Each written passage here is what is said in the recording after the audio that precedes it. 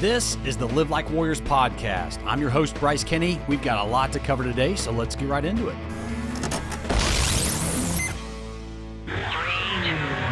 Welcome back, everybody, to the Live Like Warriors podcast, and this is going to be a little bit of an interesting episode because Eric Church is on with me. Oh, no.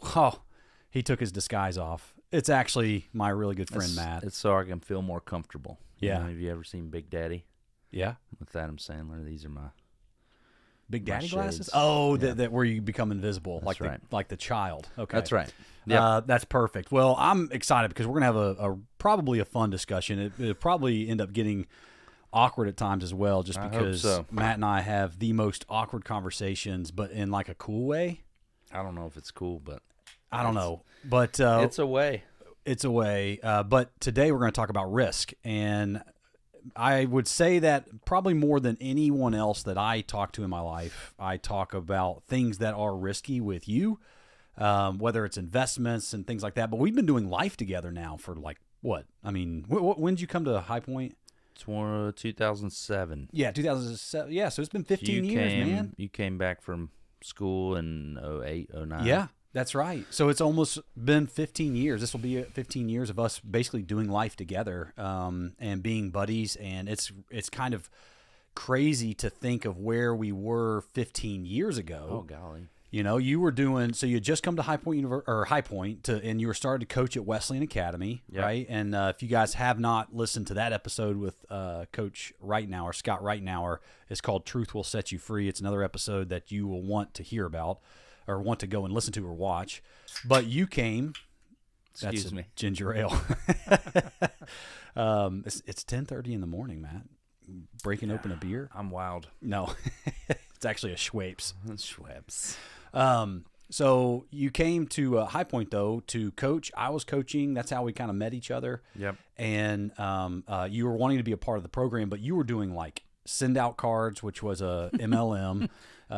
We don't have to talk about that. Well, you were doing coaching. What else were you doing for work? Yeah, that was because you weren't even doing kinder kicks at that point. No, I was. So in is that how you found Wesleyan? 2007. No, it was interesting. I don't know if we want to go all the way back. Do we want to go? Just how you found High Point. How we met, basically. Yeah, my high school soccer coach started teaching at Wesleyan. Who was that? Andy Thompson. Oh, yeah. Mr. Thompson was your. Oh, yeah. I didn't know that. All right. Yeah. Okay. All right. Keep going. Yep. So, yeah. And Wesleyan was doing pickup soccer in the summers. I was home for the summer. Just recently graduated college. Bob Jones? Hey, let's John just Brown. bringing up all these. It's Bob Jones. Bob Jones, University. and this is the most hyper-conservative Christian college I've ever heard of, with the most ridiculous rules. And I think they've changed since you've been there somewhat, but a little bit. I've never heard colleges have the types of rules. So, but the reason why I even mentioned Bob Jones is because when we found you, like you are okay. And this is the biggest compliment I could give you. Okay, I promise. This sounds critical, and it's not. You're the weirdest person I know. Perfect. But in the best type of weird. Thank you. Like I've never met anybody else like you. Like I can't say, Matt Moger reminds me of so and so. Yeah, well, like, that's nice. There's no one else. But not like to live in my mom's basement and play video games all day, kind of weird. No. Okay. No offense if that's your path, your journey. No, you're the type of weird that, like I said, there's no comparison. You're in kind of a league of your own.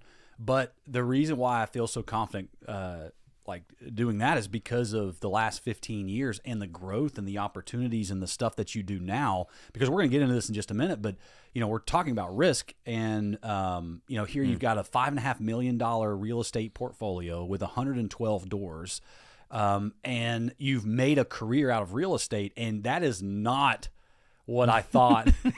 I don't think anybody thought you were capable of that first time I met myself. you. And that sounds super hypercritical. But 2007, you came to Wesleyan, you started coaching. But what were your income streams at that point? Like I said, you were coaching, which what? I mean, that you might not. You were probably volunteering year one, maybe. I mean, it pretty much. It was. I think they gave me about $1,500. For the season. Maybe $2,000 for the season. Okay. And you were doing kinder kicks, so you're doing. Yeah, and I probably made $20,000 tops with kinder kicks. And you were going around doing sessions. So if anyone sees what's it called now, soccer shots. Soccer shots. And it's gotten pretty big. Training for the elite athletes from ages 2 to 5. Yep. And Soccer games. I worked for Kinder Kicks too Right. for a while. That was one of my 7 income streams. If anyone Yep. knows my story, when I was making Top Fuel work, and so it was hilarious playing sharks and minnows with 3-year-olds. Of course, And and a I bunch of think soccer that's balls. probably where we had most of our conversations when we had. Yep.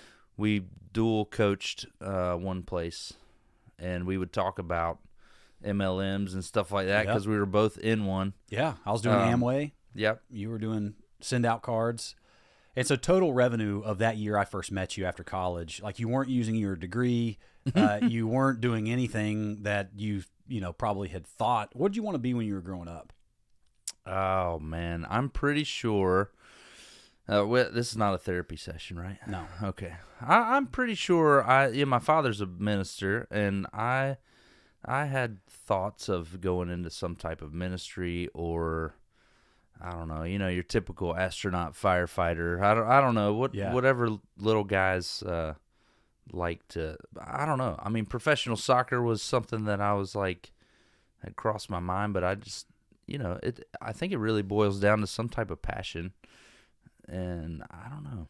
I've got ADD. You'll probably find that out if you haven't already. So 17-year-old Matt, focus. though, you were just trying to. You were playing. You were wanting to go to 17-year-old Matt, I decided I was going to be a physician's assistant. Can you imagine? Interesting. No. Can you imagine No. me in a doctor's type setting? That would have been. I cannot. Oh, so I went to school in pre-med, and after 2 Ds in science classes, I decided that was not my path. So, So you graduated though. What did you actually graduate with? health and fitness is basically a PE major with a okay. business minor. So it went from PA to Yeah, PE. PE. Yeah, and it's amazing. I think I got a 1.8 GPA in my last semester of pre-med, and then I went to PE, and I had a 3.57. It was Nice. amazing. Yeah.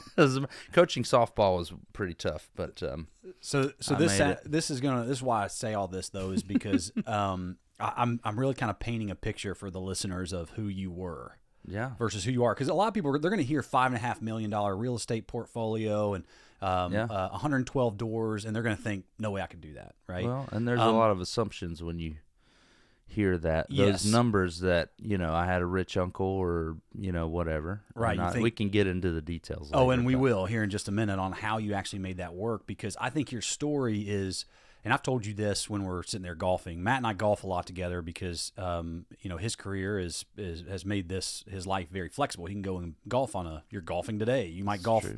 36 holes today, but also my career, I'm gone on the weekends and I'm home during the week, so we can always we tend to get games going during the week. That's right. Even though you've kind of moved on from playing golf with me, I don't get the invites that I used to. That's not true. Also, his game is much better than mine. But we get in really good conversations on the golf course, and the fact that like I said before, we've been doing life together. I've gotten to see the growth. I hear about the opportunities, and I think you genuinely know. I love hearing about what you've got going on. And so when we're on the golf course, and you're like, "Man, did I tell you about that house I'm trying to close on?" I'm like, "No, tell me all about it." Because I want to hear the terms. I want to hear how the conversation started, how they found you or you found it.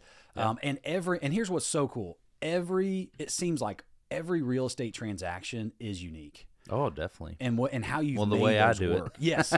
Well, but the way that you've made them work, and the confidence that you've had through the years, it is a far cry from Matt Moger that I met in 2008, I guess is when I came back, to your point. That's right. And 24-year-old Moger. Yeah. So let's talk about real estate then for just a second, because this is not an episode, a podcast episode that's going to try to convince people to get into real estate, but it is trying to help people become more comfortable with risk. Yeah. When did you? So obviously you thought PA, and then you became a PE major, and then you you were all over the map career wise there in 2008. When did you first realize, man, maybe I should look at real estate? I think in around that time, 2008. I read, actually, my brother-in-law had given me a copy of Rich Dad, Poor Dad. It's kind of that old cliche, like, oh, yeah, Rich Dad, Poor Dad. But I'm not kidding. As a 24, 25-year-old reading that book, it turned me upside down. Yeah. Robert Kiyosaki. I was after my first year of coaching, I was ready to hunker down. I actually had done like a driver helper thing for UPS. I was like, I'm going to go the UPS career path and just hunker down and keep making more, and then hopefully get an office position there, work 20 years, retire. I mean, that's really where my head was at. And coach when I read in the afternoons and the weekends. When I read that book. And I like the aspect of coaching and pouring into the next generation through a sport that changed my life and was really positive influence. And I know you talked to Coach about Right Now was a huge influence on that front, and that to have good Christian men pouring into me via Wesleyan was huge at that stage of my life as a new husband. And hotel manager. Oh yeah, I did that for UPS a month. helper. Oh my gosh! Send out cards seller. I mean, it's kind of embarrassing. Like the preschool soccer coach. You know what I'm saying? I mean, absolutely. So it's super random. Well, I say a Jekyll and Hyde thing, but I love your story because I have a similar story, and I'm not going to tell my story. We're talking about Thank you. Yeah, I've told my story enough. I appreciate that. But it's such a drastic change, and that's what I'm saying. There's going to be a lot of people that are listening to this episode that are like, I don't even know where to start. I'm so far away from having 112 doors, and they are, right? Oh, yeah. But they're also not. And how that all kind of transpired, it did take you a while to get there and things like that. Yeah. But also, it's, and people think, oh, I'm not a mogul, or I don't have the personality for that. And I'm going, Matt Moger did not have the personality for that either, but you did. And because I think that the way that you've built your business and your life, it is like you have not only turned me onto a believer of real estate, but also you don't have to have it all figured out from day one. Yeah, but you just got to be comfortable with risk and taking a first step. Yeah, really is where, that's it's getting the ball rolling. Yeah. I think, and to that point, I think hesitation is what keeps people more than that from where they're wanting to go, more than inadequacies. Yeah. Right. It's not that they're not good enough. It's not that they don't have enough funding. It's not that all of those inadequacies do not match up to people just simply hesitating. And so go back to 2008. You read Robert Kiyosaki, Rich Dad, Poor Dad. Yeah. And at what point did you say, what, real estate is something that I want to do professionally? So that was the thing that continued to raise its hand. And interestingly enough, my boss for the children's coaching, Greg Giordano, he was the one that got me into the MLM. That was my first step towards real estate, interestingly enough. Send out cards was? Yeah. Okay. It was I need some residual income. This is a very inexpensive way to try to do that. To build an asset, right?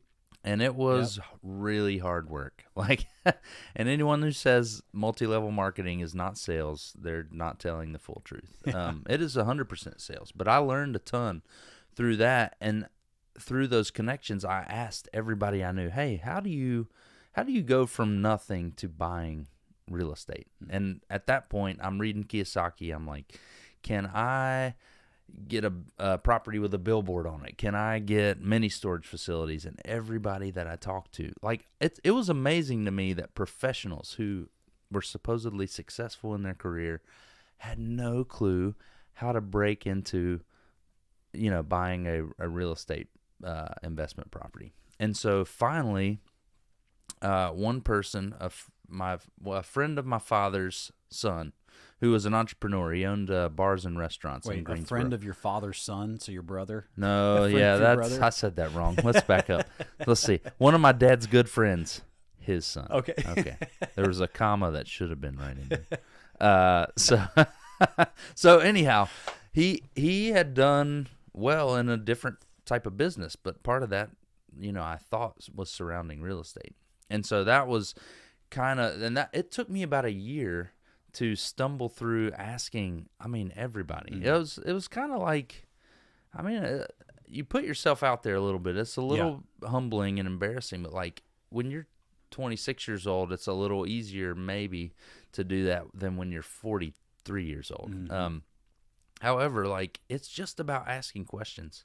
And if you come to somebody humbly not as if, oh, I know all the answers. Yeah. The people genuinely, like, if they see you are genuine, they want to help. Or at least they could point you in the direction of somebody who knows. And so that was kind of me I call it stumbling forward. All these little like, oh, I could do this. Oh, no, that didn't work. I could do this. And it was just like but you don't have to have it figured out. Mm-hmm. And I think people are realizing that, more today than 20 years ago. You've got people taking different career paths versus just the college route and a career route. Well, I did one of my mini podcasts, it's called Shift, and that's what it's all about, shifting gears. It's not, if you're in a car and you're in neutral, you can't start off in 8th gear. But that's what a lot of people try to do. Like, they hear your portfolio, right, and what I just mentioned in your numbers, and they go, oh, there's no way. Yeah. Well, they don't have to think about that. It's really just door number 1. Yep. And that's going to be the hardest deal, right? Yeah. Is that first and hesitation. terrifying. And it's getting from neutral to first gear. Well, it's the same thing with a car. Again, most people nowadays, they don't have a clue how to drive a stick shift car. But getting the car moving from a standstill from neutral to first and dropping the clutch and all that stuff, that's the hardest part. It's scary. Yeah. But learning to shift and finding that next gear is what all of us are trying to really do. Yeah. And I think that you did a remarkable job at doing that. So that's what you're saying. It's like you leverage one opportunity to the next. You started off with literally networking. Yeah. You were very good at networking because I joke about you being the weirdest person I know in the most complimentary way, but you're also probably the kindest person I know, the most genuine person. You have very little filter in your communication. I'm nice unless you cut me off in traffic. That's or if we're on the golf course and I continue to try to bring you out of your bad spell. That was one time. You snap. That was just one time. I regret and you being are so upset at you. You are the most Disney Channel snap person that I've ever met. By the way, like. I didn't even know you were mad at me until I'll about drop the halfway. hammer in this room right now. Don't you? But if Matt Moger was mad at you, like, I would feel like the worst person on planet Earth. Like, okay, you managed to get Matt mad, but I like the fact that you don't have a filter and things like that. It got is me very into some refreshing. trouble, but Yeah, it's usually I think honesty is appreciated. Yeah. I think it could come across mean sometimes if someone genuinely wants to know what I'm thinking, which is don't ever ask. Yeah. Yeah. I'll tell you what I think of this podcast right now. Yeah. Underrated. Yeah, that's what you're going to say. Not yet. Well, you're bringing no-name celebrities on here. Yeah. Anyhow, next question. Yeah. Well, thinking about risk, like in thinking about hesitating, what was it that you think got you over that first hurdle to actually get the first deal going? Tell us about the very first house you ever rented. Sure. Bought to rent. Yeah. I didn't want to rent property at all to tenants. You started flipping, didn't you? Well, here was my idea. All right. You're going to think it's a genius idea. I know. My idea was I'm going to flip 10 properties, make $25,000 each, have a smooth $200 to $250K sitting in an account, and then I'm going to go buy a commercial property. It's easy. That was the vision Easy originally, peasy, right? yeah. Original plan, original strategy. This business is easy. So, interestingly enough, I dropped about $8,000 that I did not have on a credit card to one of those. Do you want to flip property in your Winston-Salem, North Carolina area? I'm like, I do want to do this. And so I paid $50 with the guy who owned all the bars. And we went and I bought this education from them, which they promptly went out of business after that. For $8,000. Yeah. Okay. So I'm in the hole, $8,000 that I didn't have. And didn't even get the seminar. Nope. And so my friend's father, who felt bad for me, who had been flipping houses, had just taught him how to flip his first one. And he made $30,000. I'm like, dang. All right. So would your dad be willing to help me? And he said he would help you kind of find your first one, work on it, and then he'll take $5,000 out of the profit, but not out of your pocket first. And so that was kind of how. So he helped me search the MLS. This was 2010, and it's right at the bottom of the that real estate market crash, that bubble in 2008. So there were foreclosures to be had everywhere. And so we were just searching MLS. He helped me learn how to do that. I found a realtor. And then, here comes soccer again. One of my club coaches from high school was a lender at a bank, and they had a product that they would allow me to borrow 80% of the aftermarket value. And what that means, just layman's terms, I guess, is whatever the improvements we were going to make to the house, they were going to go ahead and act like I'd already done those improvements and loan me 80% of that. So whatever I was going to try to sell it for. So I ended up buying the house for $53,000, put 20 in it, and the bank funded the whole thing. Wow. I mean, and that was like an unheard of loan at the time. I only got one of those at a time, and I netted, it was like a 3-month process, and I didn't know what I was doing, but I had a little bit of hand-holding, and we ended up making a whopping $13,000 on that property, which was huge. I mean, I paid off a little credit card that helped me offset what I'd already wasted. I bought a computer that was much needed. I bought a recliner for my wife. I don't want to brag. I'm pretty sure it was from Big Lots. And I'm like, dang, this business, I'm like a pro. Yeah. Like that was, I had one under my belt, and I thought I was the man. And then I rolled that into number 2, which I have aptly named the house from hell. It was the worst investment that you could ever make, but I knew what I was doing already, right? Right. Had all the answers. Oh my goodness! And because of that, I got stuck with that house and had to rent it out. And so thus, I'm an accidental landlord. And I found another mentor in the process, and he said, Matt, when these tenants stopped paying me, I freaked out. And he said, if you had 10 more of these, would you be freaking out right now? And this light bulb just went off. And I was like, I didn't want to be in the landlord business. But if I had 10 of them, it's a little less scary. And I think that's that fear that cripples people sometimes, that analysis paralysis. Like they have a lot of head knowledge about it. I know people that spend days on the internet researching something, and they never pull the trigger. And like it's always going to be scary until you know what's on the other side. Like if you think about something that you didn't know about, like taking apart an engine, when you're pulling out all these, parts, maybe not knowing how they go back together, like that's kind of scary, because then you're like, I've just wasted thousands of dollars and hours of my life. But like when you know how to put it back together, you know what's on the other side, like the fear is not really there anymore. Or maybe it's mitigated fear, right? And that's where what seems to be risky to some people is actually, steps 1 through 6. So you know that the first step, if you've done all your research, is not that scary. So I may have gotten sidetracked there, but no. The second house though was a bad house, but you get terrible. I sent you into being a landlord. Yeah, I still own it, and I've made a ton. I've probably to date, I'm actually seller financing that house, which is a whole different strategy, but that helped me mitigate some of that risk in the beginning.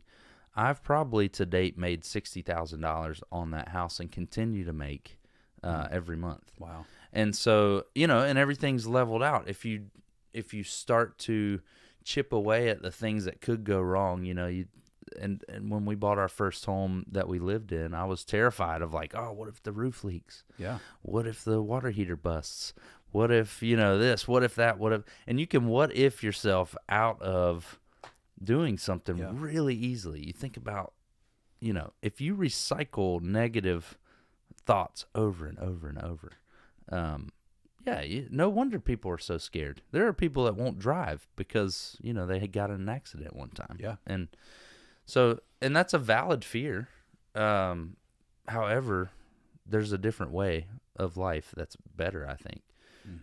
And that's mitigating that risk and thinking about ways to handle, like if you're a problem solver, which I was not at the beginning. That was one thing my dad always said. My grandfather was he was a Microsoft certified technician for the government. And that was what he was paid to do. Come in, find the problem, fix it. And I was like, that sounds terrible. Like, why would anybody want to just solve problems? Like, it's like, hey, we got a problem here. And, like, that sounds awful. But, like, really, if you know the solution, it's not a problem. I keep saying the same things over and over. No. Well, but I think that people are either driven by a fear of regret, meaning like, oh, I have to do this, otherwise I'll always regret that I didn't try. Okay? Right. And then there's other people that are just motivated by the scoreboard, like, oh man, I've got to get another win, right? Yeah. And I think we're all different at different points with that. Yeah. And then some people are just motivated by safety. What's the safest decision? What's gonna put the most in my 401k, right? Yep. Comfort. What do you think you were? Obviously, for you two, you called it the house of hell, from hell, house of hell, house from hell, or both, or and if you were in it, So, and that's what I'm saying. It's like the first off, you were in the whole $8,000. You had someone take pity on you and help you on your very first flip. Yep. Then all of a sudden you're like, oh man, now we're rolling. Then house number 2 was an absolute disaster at the beginning, but here it's turned into something good. Yeah. What kept you going? Because a lot of people, even getting through that point, they're like, oh man, this is not what I thought it was going to be. And not only do most people never start, but then all of a sudden the first learning curves are the steepest. Right. Why in the world you keep doing it after a couple months of the debacle with house number 2? I mean, there are 2 decisions to make right there. Well, first of all, let me back up. I think the moral of the story is if you're pathetic, people will help you. I'm kidding. But there are 2 decisions to make when your back's against the wall, right? You retreat. And so I could have sold that house at a loss and been in debt more and be like, real estate's not for me.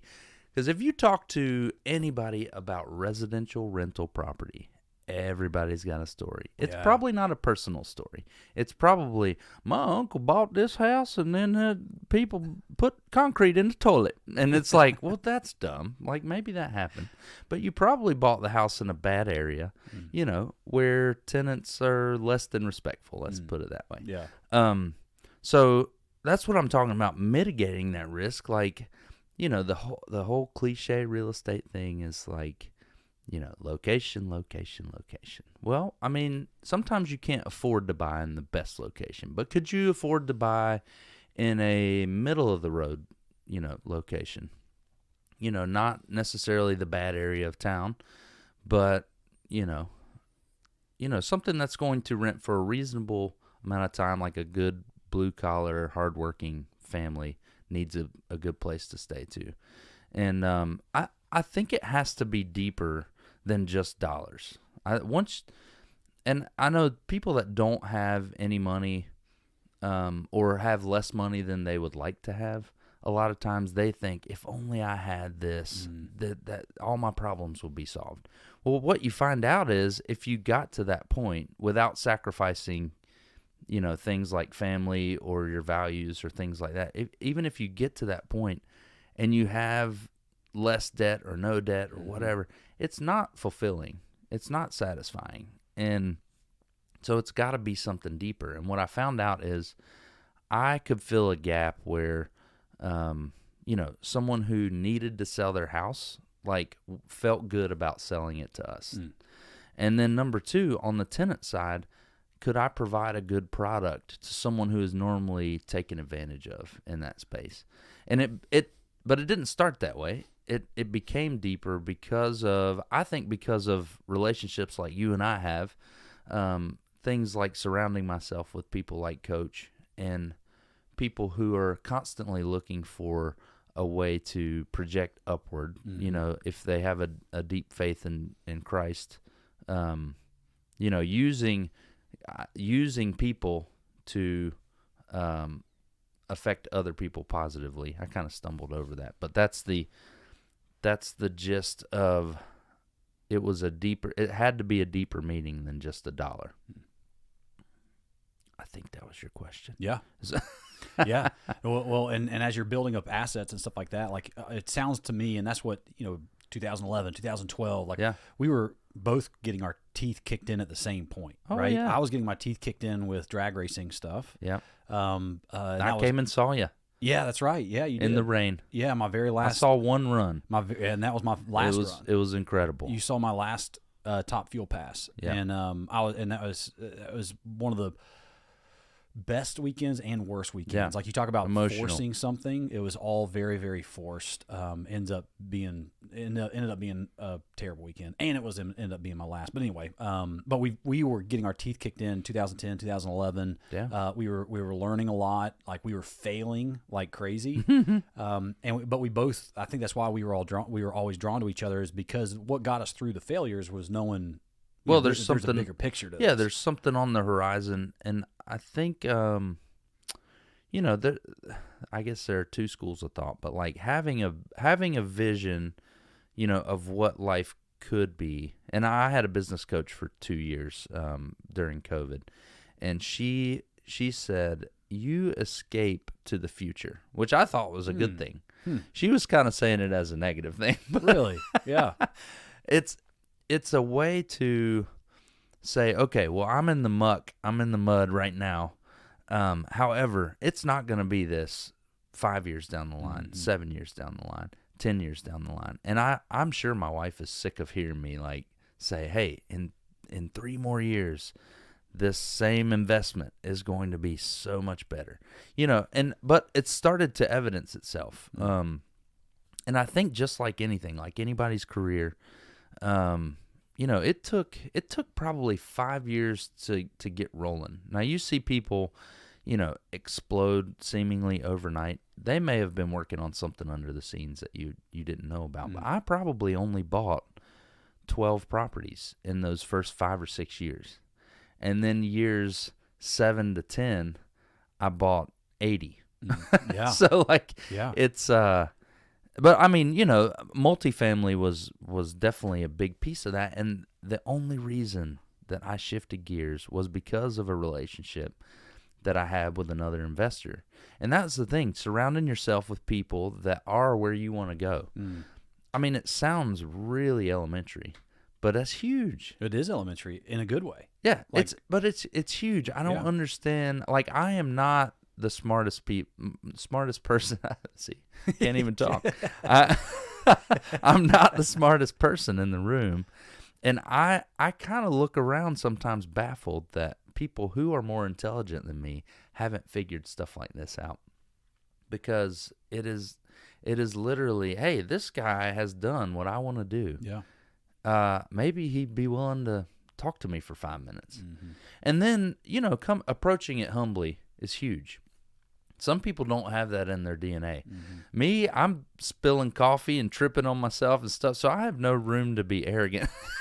I'm like, I got, I might be talking to somebody and look in the mirror and I got a big booger hanging out of my nose after the fact. I'm like, golly, nobody told me. Apparently I don't have good friends. But so, asking someone in a genuine way that says, I would like to learn from you because you have been where I'd like to go. And not in a way that's like, you owe me something. Nobody owes us anything. Yeah. Can we not approach it humbly? And then number 2, gratefulness after the fact. Like, I have, maybe over the top and maybe in that kind of odd, weird way, but like, if someone has given me their time, even on a phone call, I'll send them a package, hey, thanks so much for the 5 minutes that you took with me. I'd love to do it again sometime if you have time. And, send a box of brownies or cookies or something, and that's not normal. That's weird. Yeah. Like, I know that. But at the same time, it usually gets me a second meeting. And, it's rare to even get a thank you email or a thank you text from somebody that took their time for you. And so can you, and I know I just let you borrow that giftology book. Like, that's huge, but it's really simple. It's stuff that we try to teach our kids, right? Yeah. Like, they get a Christmas gift and they want to, you want them to write a thank you note. And it comes from the heart when somebody's 6, 7 years old, and it's, my kid's handwriting. That's embarrassing, but I'm kidding. Takes after you. Kidding. Yeah. Oh, yeah. I can barely write. Well, and we talk about mentorship. We talk about all this stuff that is and networking and things like that. And that's what I wanted to touch on as well here on the second half. And before we do that, we're going to take just a real quick break and come back. But that's what this is all about, like taking risks. fighting against that hesitation, but understanding how to analyze correctly, but not have the full picture.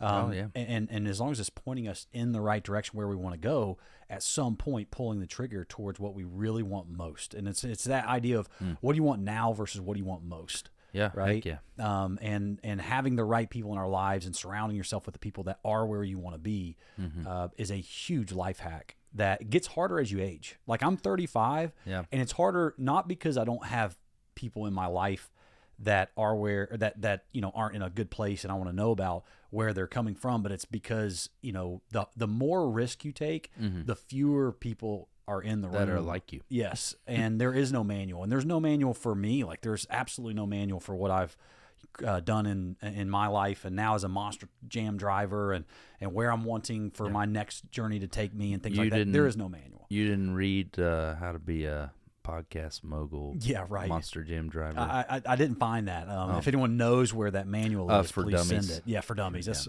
right. And leveraging a Monster Jam career into whatever is next. 'Cause I can't drive a truck forever. Yeah, maybe I will drive a truck for 20 years, 20 more years. But I think it'll be good for your back. Yeah, I think it's good chiropractor in the family. So, but yeah, and that's what I want to come back and talk about. So we'll be right back, guys.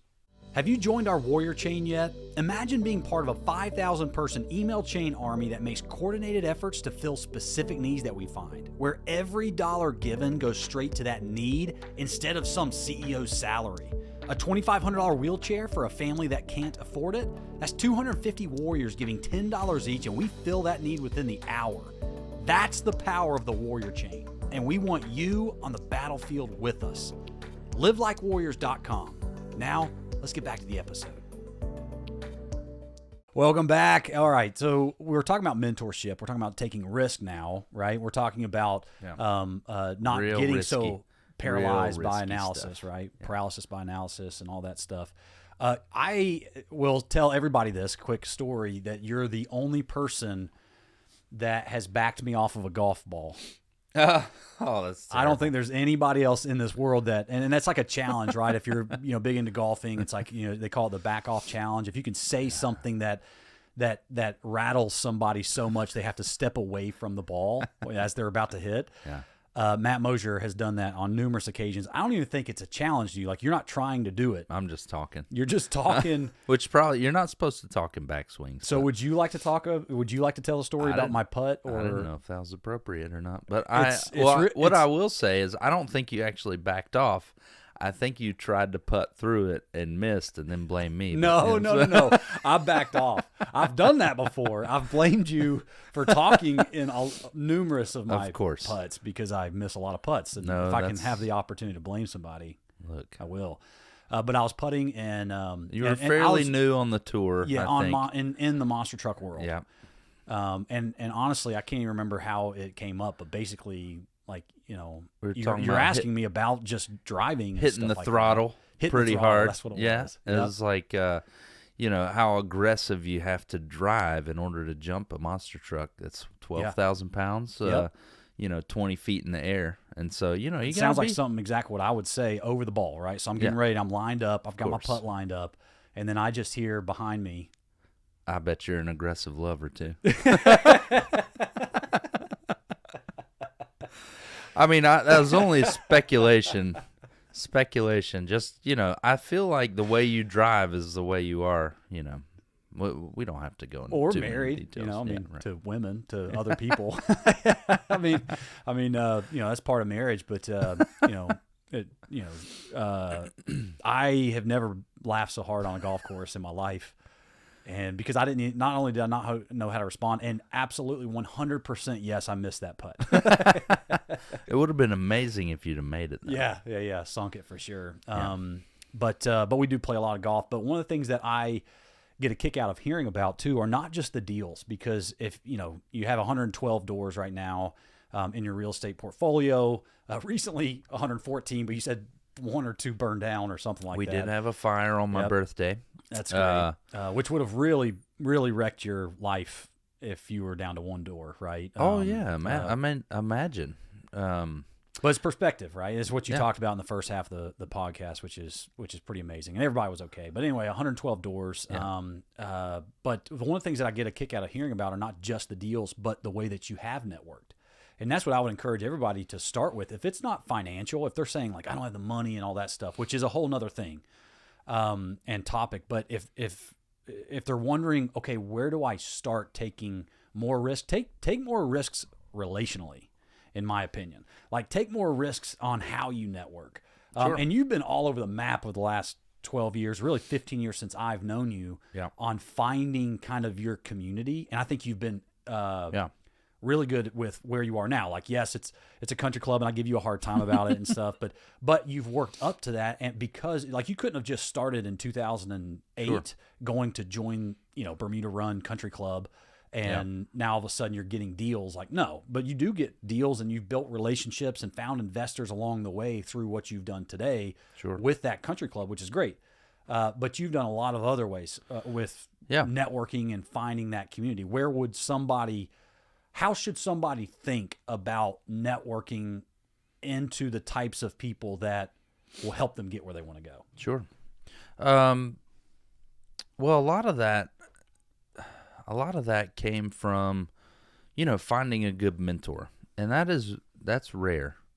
A good mentor is rare, but finding somebody who has your best interest at heart, and through a local real estate investors association is how I found my mentor in the beginning, and that spawned into getting more involved in that specific avenue of networking, which means, basically if you have a pulse and you show up, you can become deeper involved in one of those groups because it's all volunteer. So they're looking for people who have a little bit of spark, who some type of drive, some type of ambition. So you can go on. There's a national, they call it RIA, REIA, national RIA, and that can help you get plugged into a local group that are people that are like yourself that either want to learn, or there are people who are more advanced and are looking for people to teach. And then there are also folks in there that are doing their first deals and things like that. So you can find people who are like-minded in that regard. And if you want me to keep going, I will. But no, I was just going to say I can't stand those groups. It's my shortcomings, right? No, my shortcoming from networking is I like the idea of going to a meeting like that and just walking in. Yeah, no way. I'm the guy that walks into a room and I'm like, you leave me alone, I'll leave you alone. We'll just both get on with our lives and we're okay. It's really tough. But you have done a lot of that. That's what I'm saying. I admire the fact that you've been to a lot of these meetings. You used to stand up and talk about what you had going on and like you constantly got out of your comfort zone. Yeah. Oh man, it's super uncomfortable. That's what you're risking though. Yeah. And I think that's I think the risk number one, like step number one to taking more risks. Yeah. Get over yourself. Well, it just identify what you're hesitating about or identify your comfort zone that you've got today. Yeah. And just start pushing up against it. Yeah. And I'll have to get out of it. And I'll admit, a lot of these things just seem so cheesy and forced. Yes. Because they are. I mean, honestly, they are. But do you regret doing those? I don't.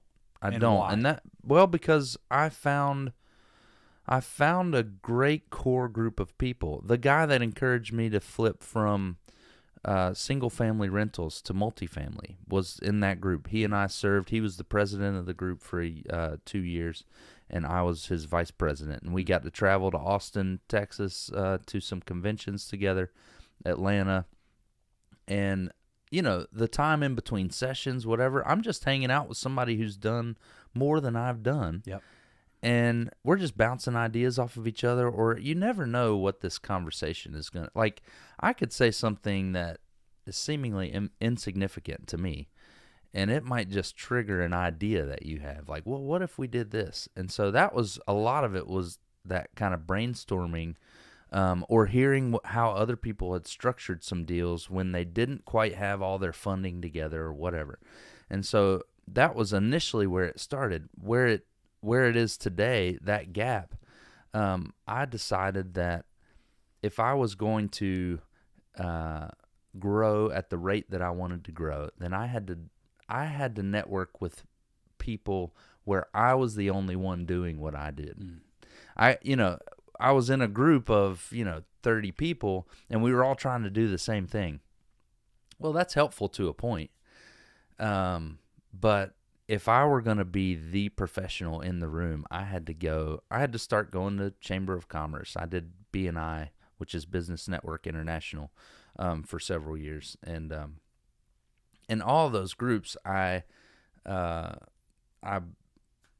expressed my willingness to be on some type of leadership in that. And so that helped stretch and grow me as well. So I'm getting up in front of people and speaking every I know it's hard to believe, right? I bumble over myself and I talk slow, but anyway, all that stuff kind of helped stretch and grow me. Now when COVID hit, all that stuff kind of ground to a halt, and I went to one of those meetings last week, and my skin was crawling. Oh man. it was like starting over.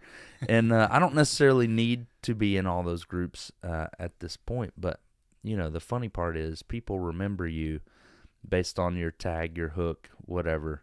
If you can leave them with something that's genuine, you don't have to start over. Was this the group that you got up and did your jingle? Oh, I end every thing with that jingle. Yeah. Yeah, am I supposed to do it Yeah, now? go ahead. Yeah, okay. Well, my website is mattwillbuyyourhouse.com, and it goes something like this: Matt will buy your house. mattwillbuyyourhouse.com. Well, yeah, but you did that in front of a group of people. I've done it in front of awesome. A couple hundred people at once. I cannot imagine doing that. Now, if it meant, growing to a $5.5 million real estate portfolio and 112 doors, I'll get up and jingle all the way home, right? But jingle all the way. Yeah, but when I think about where you were, again, 15 years ago until now, you don't regret doing any of that. You don't regret putting yourself out there. You don't regret taking the risks and finding the mentors. And what would you say what qualifies someone to be a mentor? Like someone's like, man, I don't really even know how to find a mentor. I think some of it would just be, have they been where, we mentioned this before, but have they been where you want to go or somewhere close? And are they willing to just be a sounding board for you? Yeah. I mean, it doesn't have to be super official. The mentor that I had an official program, and I paid $350 a month for 5 years to be a part of that. I mean, that's significant, but I kind of look at that as my education. I would not have had the opportunity or had the knowledge to put together some of these uniquely structured deals financially had I not had that guidance. And in the beginning, man, it was like I was terrified. I would go, my mentor's name was Tony, and I would say, Tony, man, I think this is good. Here's what I would like to structure it like this. What do you think? And he would give me good questions to ask. He would help me put together contracts. Through that initial group where I said it's like more cheesy and everybody's trying to do the same thing, I found my attorney, who's a great friend of mine. And but because through that I built loyalties, and because of that, he answers the phone when I call.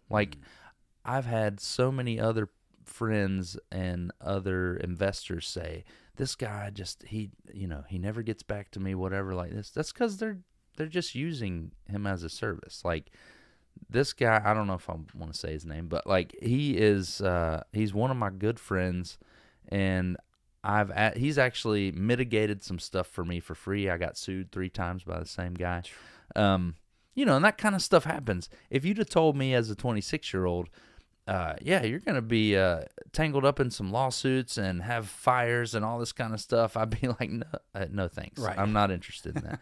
But if it's one problem at a time, you learn how to hack your way through it. And I think this is definitely a sidetrack, but could be helpful to somebody.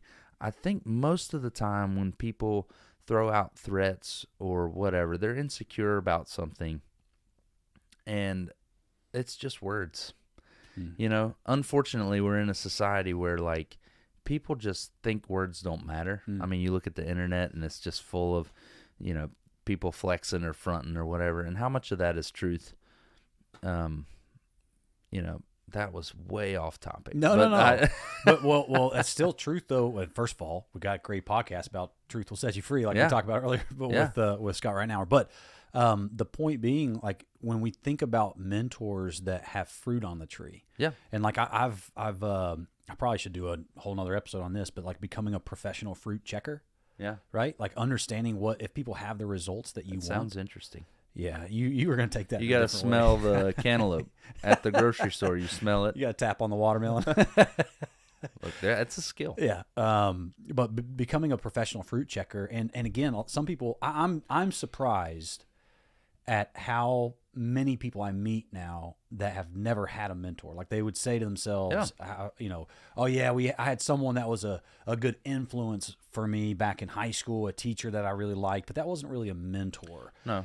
It's somebody that has results, in a way, and that's what gets harder. We talked about this earlier. It's getting harder for me the older I get to have meaningful mentors in every area of life. Meaning, I can find someone that can help me drive a monster truck better, but they have they will have needed to have driven a truck before, and that's what we're trying to say. Right. Some people are looking at this going, well, I want a mentor. They don't know where to start. It's like, well, if I want to learn how to drive a monster truck better, I better go find another monster truck driver to help me, not somebody that plays the monster truck video game, right? Not somebody that has driven really fast on the highway. It's very specific. But they also, it's okay if they only have results or fruit on the tree in the area that you need help with. Right. Meaning you don't have to find a mentor to help you with getting your finances right, that also is amazing with their, as a husband or wife, right? Or, as a father. Like they're not going to have their whole lives together. It's okay to compartmentalize it a bit. I think, well, and it sounds kind of arrogant to say it this way, but I don't mean it that way. You've almost surpassed certain people in certain areas, and therefore, they may still be qualified to guide you in that one specific area, but you might need another person in this specific area, maybe spirituality or family life or whatever. And I think that's okay. I think that's a good thing, which is why, if you go back to Scripture, like that's why, everybody has their own role, their own purpose, right? And we can't all be good at everything, nor would I want to be. Like that's a lot of pressure and stress, potentially. So, yeah. Well, let's shift gears for just a second. Man, we keep using that term. I get it. You said shift gears a little bit ago, and I almost called it out, but you're making a great point. Yes, you did. Because I almost went, yep, shifting gears. Yeah. I want to talk about, before we wrap up the podcast here, I want to talk about the best deal you've made, or most creative, or your favorite deal. And the worst deal you've made, right? Or the worst situation. You talked about that second house you bought. It sounds like that might be in the running, but something else. So the most creative deal you've made in real estate, taking risks, things like that. Sure. And then also maybe your biggest regret deal. How's that? Is that a better frame? As buying you time to think through it? Yeah, I think I have one of my favorite creative ones. And of course, I think the neat part about how we've accidentally done real estate is that it involves people, and it involves folks who had a real need that did not fit your typical path of sale or purchase or whatever. So this one, the lady, it was a single lady, had never been married, no children, anything like that, had focused on her career. And I want to say she was in her maybe early 70s at the time, and had a property.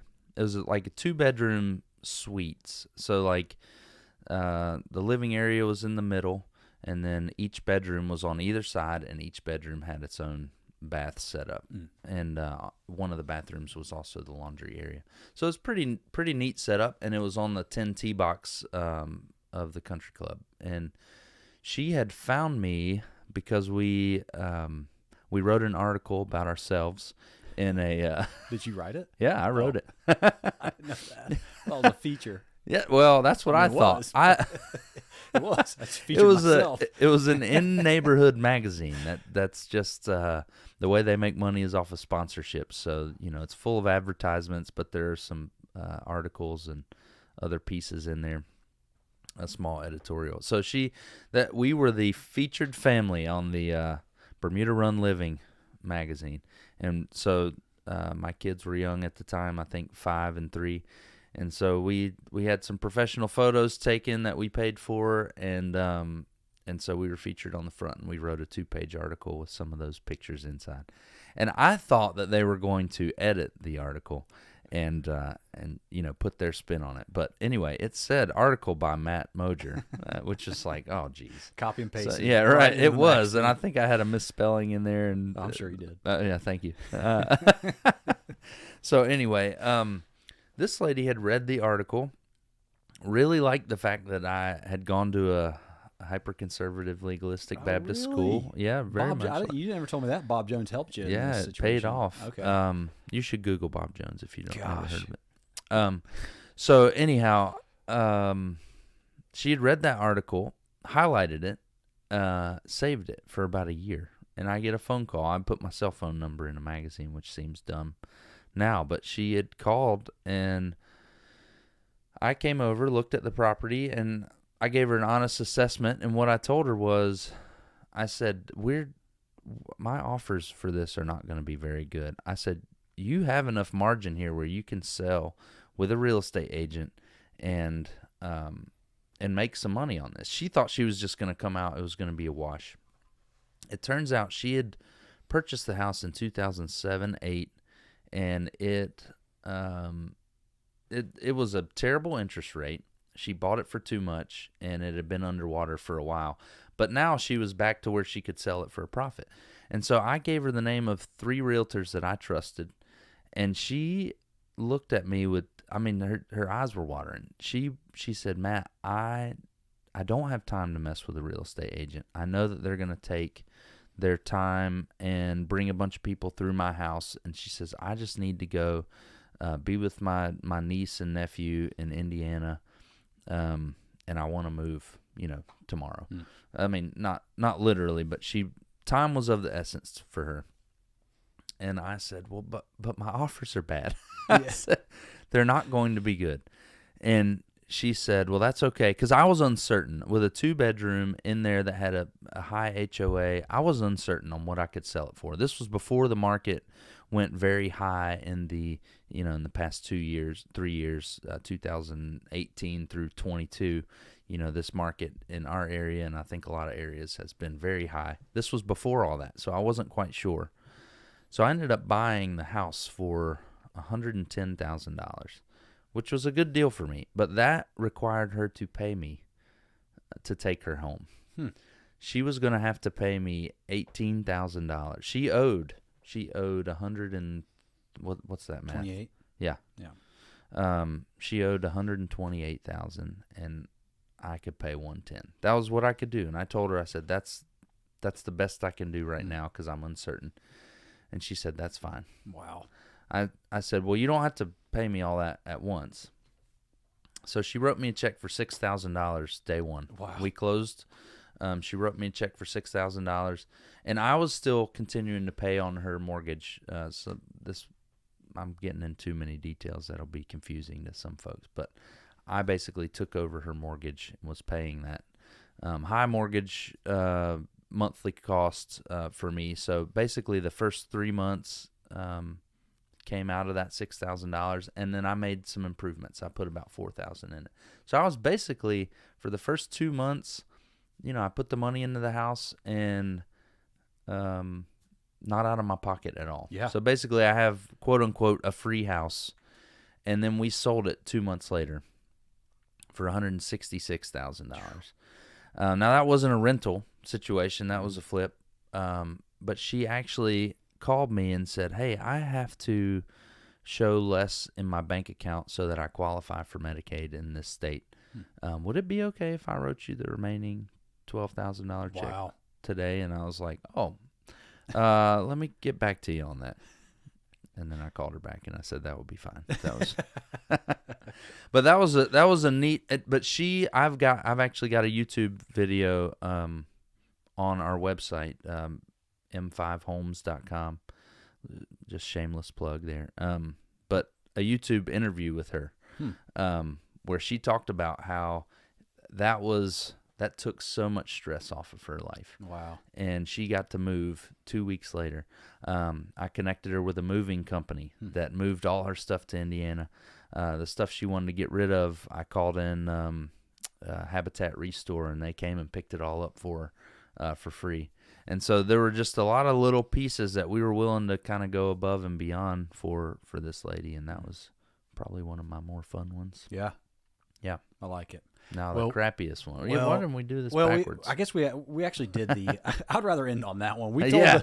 told the house from hell story earlier, which is fine. But Yeah, I think it is amazing. I think that people that feel stuck in life, I think that they should just feel extremely confident knowing that they don't have to have all the answers. I love the 80-20 rule. Like if you have, I know a lot of CEOs make that. Maybe it's like 60-40 now, but I hear a lot of people saying like if you have 80% of your answer, go for it. Absolutely. Don't go for 100%. I think it's in that last 20% that you can't know everything about whether it's real estate, whether it's just getting engaged, right? Whatever it is. But it's under, like, the older you get, you cannot be good at this as an 18-year-old kid. Mm-mm. The older you get, the better you should be getting at evaluating risk. Sure. By analyzing risk and then taking calculated risks as you go. Right. But the problem is all of a sudden you become 35 and you realize you've never taken risks. Right. You've never looked at this as something that you needed to do. And by the way, a 401k I think is the riskiest thing people could be.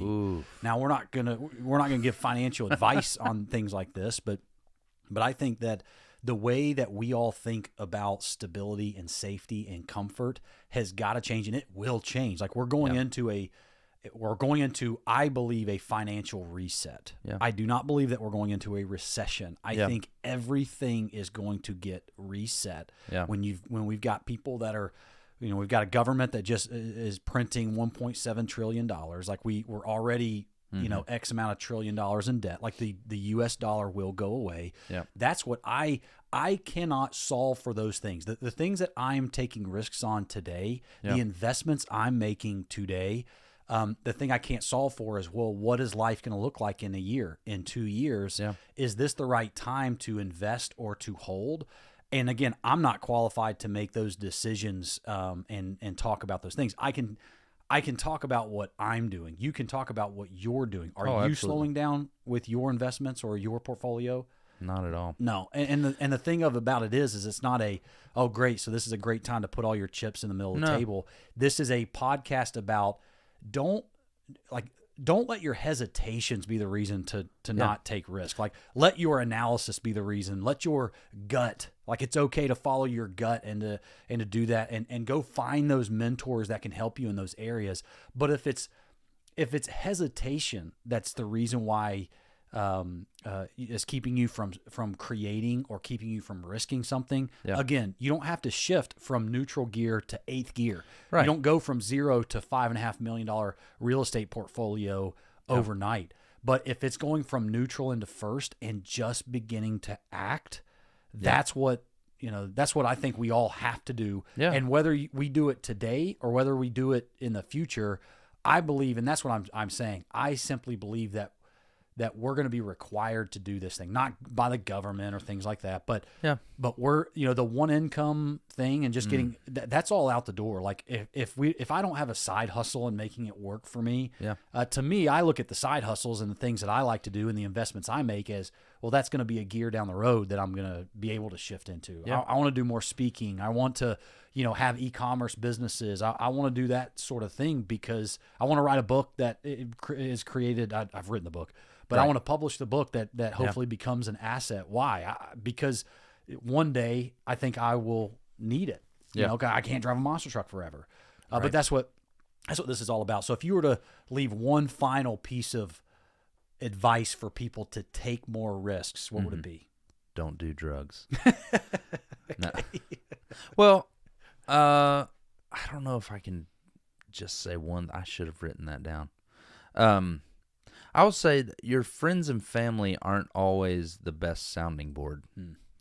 Now, I had supportive family, but they didn't know anything about what I was doing. Now, they do now. Here's one of my favorite quotes. What can I give two? Sure. That first one was good, though, but go ahead. Yeah, right. Well, one of my favorite ones is don't tell people what you're doing. Show them.